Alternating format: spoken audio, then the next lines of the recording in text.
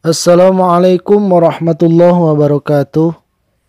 Pada video kali ini saya akan menjelaskan bagaimana hukumnya mengikuti program KB demi menunda atau menghambat kelahiran sang buah hati.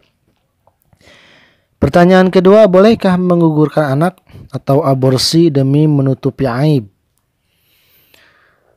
Beragam problematika memang kadang menjadikan kita seorang kepala keluarga harus berpikir dua kali untuk mengatur segala hal yang berhubungan dengan kelangsungan rumah tangga. Namun,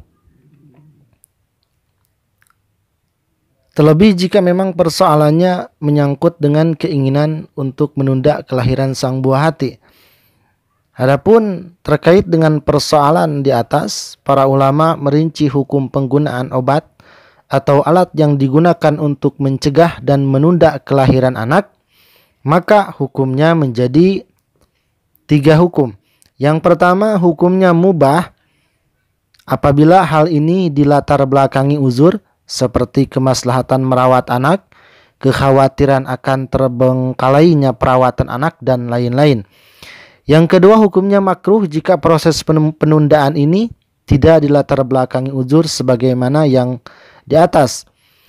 Yang ketiga, hukumnya haram jika penggunaan usaha tersebut dapat menyebabkan kemandulan. Dalam realitasnya, penundaan kehamilan dan kelahiran anak biasanya terrealisasi dengan penggunaan pil KB, penggunaan kondom bagi laki-laki atau spiral bagi wanita.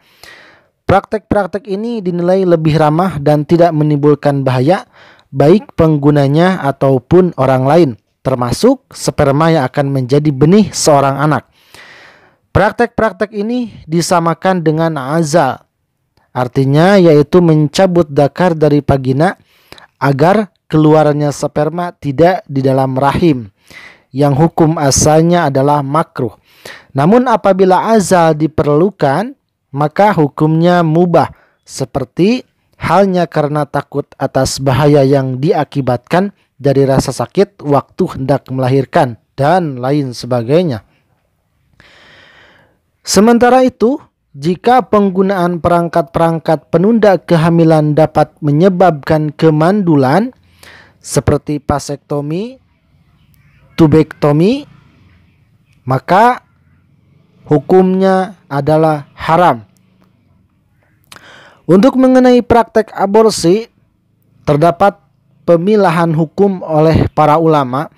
Aborsi diharamkan apabila dilakukan setelah usia kandungan sudah genap 120 hari atau lebih dari 120 hari setelah ditiupkannya ruh di kandungan oleh malaikat. Sedangkan aborsi yang dilakukan sebelum kandungan berusia 120 hari, terjadi perbedaan pendapat di antara para ulama. Yang pertama, Imam Ibnu Hajar dan Imam Ar-Ramli. Menurut Imam Ibnu Hajar, pendapat yang dianggap lebih kuat oleh para ulama, aborsi tersebut tetap hukumnya haram, karena praktek aborsi ini termasuk pembunuhan terhadap benih yang akan menjadi seorang manusia. Sedangkan menurut Ar-Ramli, hukumnya tidak haram karena janin yang belum mencapai umur 120 hari belum ditiupkan ruh oleh Allah Subhanahu wa taala, sehingga janin tersebut dihukumi seperti benda jamid atau benda yang tidak bernyawa, dan menurut Ar-Ramli sah saja mengeluarkan benda yang tidak bernyawa dari tubuh dengan menggunakan obat-obatan.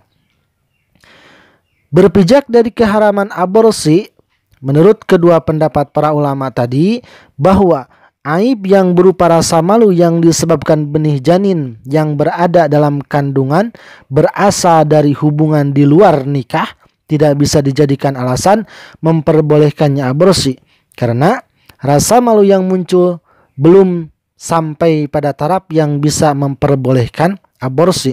Dengan kata lain, madarat yang ditimbulkan aborsi lebih besar daripada aib menanggung rasa malu.